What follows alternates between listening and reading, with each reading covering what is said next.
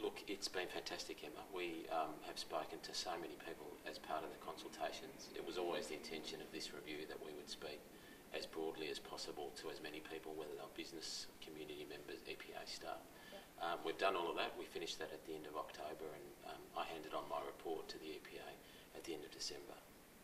And you were working on it through New Year's, you poor thing. Yeah, that's right. So it was a big effort. It took 6 months. We had a whole team that was working on it, doing the research, and also the community consultations, which was a really fantastic part of the review, was all organised by EPA staff. And the review itself, is that just spanning from the past 6 months, or is that spanning wider? Yeah, so my engagement with the EPA started at the end of June, so the review itself went for 6 months. The first couple of months we put together a discussion paper and did a lot of the background research. The second 2 months was really public comment and consultations. We had a public comment period on the discussion paper, and then I was writing the report for about 2 months. The report itself looks at the history of the EPA and how it got to a point where it needed its compliance and enforcement activity reviewed, so how it administers the Act really rather than the Act itself, and that's what I was doing. So we've gone back about 10 years to understand how it got to this point. So what did you think of the Auditor General and Ombudsman's reports, given that you did look back so far?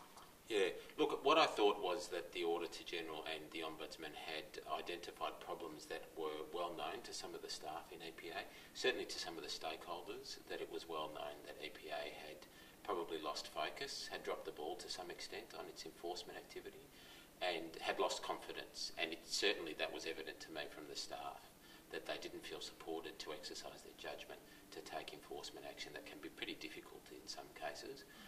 They're tough decisions to make, and you expect to be supported from your organisation. It was apparent that that wasn't happening, and that was touched on by the Auditor General and the Ombudsman, even though they were dealing with quite different subject matter.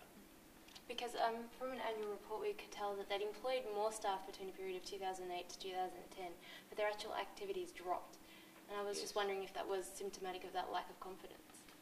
I think partly the lack of confidence. When I talk about lack of confidence, I'm thinking about the culture of the organisation, and I think that it permeated the organisation.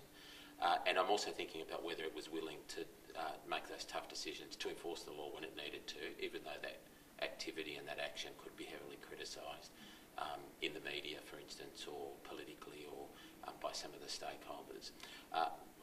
My view about what was happening in the last couple of years is that obviously the EPA was recruiting, but it was recruiting to a particular model. So the types of staff that were being recruited were not enforcement practitioners, and they weren't going into that part of the business that was doing compliance, monitoring, inspection and enforcement. They were going into other parts of the business. So the reports that you've done, do they reflect the Auditor General's in many ways? Did you find that there was a lot of crossover? Yeah, look, I drew on the Auditor General and the Ombudsman extensively in the report. Firstly, I think that they were very insightful into the two particular issues. So the Auditor General looked at the management of hazardous waste. The Ombudsman looked at the handling of a particular issue involving a landfill at Krpan. But both of them identified similar patterns of behaviour, I guess, the lack of systems, the lack of rigour around enforcement decisions. And that was something that was apparent to me when I got here. It was also apparent to the EPA, I should say, because throughout 2010, EPA, with its new leadership, it has a new chair, a new CEO, and effectively a whole new executive team, had already recognised that it needed to beef up its enforcement action, that it needed the systems to support its people, that it was under-resourced in those particular areas that were doing the frontline inspection and enforcement activity, and it had taken some steps to address those. My recommendations really build on that, and they say, if the EPA wants to be a modern, effective environmental regulator, and I've got no doubt that it does and that it has that capacity, then what are the building blocks for that? And so it's probably a 2 or 3 year reform program coming out of my report that says, here are some of the building blocks of modern regulators. So just elaborate on that for me. What are your key findings? So the key findings are that in terms of building the EPA as a prominent regulator, a credible and respected regulator, it needs some underpinning systems. Those underpinning systems include a more effective and more prescriptive compliance and enforcement policy. It means a framework for reviewing enforcement decisions, an internal review process. At this stage that would be a pilot because we can't amend the legislation just yet. and certainly my report doesn't make those recommendations. But ideally, an internal review process that allows people to challenge enforcement decisions by a regulator would be provided for in the legislation. That's an important underpinning to ensuring that officers throughout the state operate in a consistent way. There are also some findings around the line management accountability around enforcement decisions. I found that was probably not as clear-cut as it should be. And then what's called the Enforcement Review Panel, which is the panel that makes decisions around high-end enforcement decisions like infringement notices, investigation and prosecution. A whole lot of policies, procedures that would be transparent in my view, so they should be published externally, promoted externally. They're really key findings. We spoke a little bit earlier about the overlap, I guess, and some of the gaps that exist between councils and other regulators and EPA. In my view, those gaps need to be cleared up, and the first step in that is the EPA being very clear about what its jurisdiction is, promoting more broadly its jurisdiction, educating people about the environment, about environment protection laws, and about the EPA's role. They're just some of the building blocks in my view. What was most striking about what you were running through with the EPA's history and I guess its current state? What was striking to me was how over the last few years it had reduced its enforcement activity really without much public debate or discussion, and that had happened at the same time when community awareness was being raised, when it would seem that the level of compliance, and certainly the Auditor General found this, was in fact falling. So what that would suggest is at the same time as EPA's enforcement, whether it's measured by prosecutions or inspections or notices, was going down, and at the same time the level of concern around non-compliance, so people breaking the law, was going up.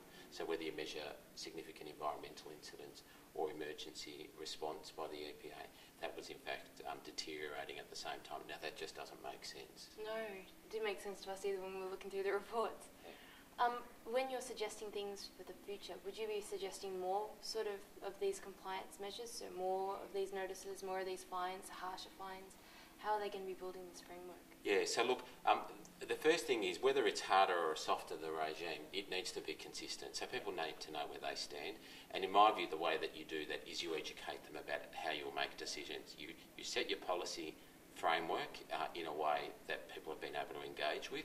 And certainly I think the compliance and enforcement policy, which I have recommended, and a draft of that is annexed to my report, is built on the consultations that I had with business and community.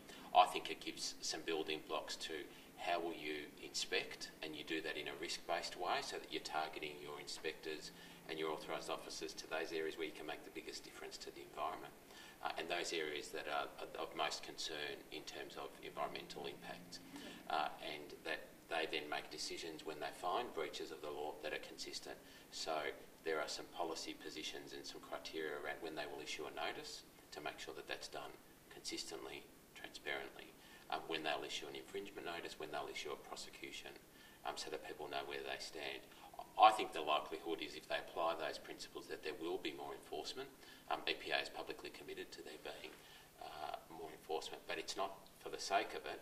It's really about following through on those frameworks and making sure that people are compliant. And there needs to be a certain level of enforcement, and all the research tells us this, a certain level of enforcement so that people voluntarily comply because they can see what the consequences are.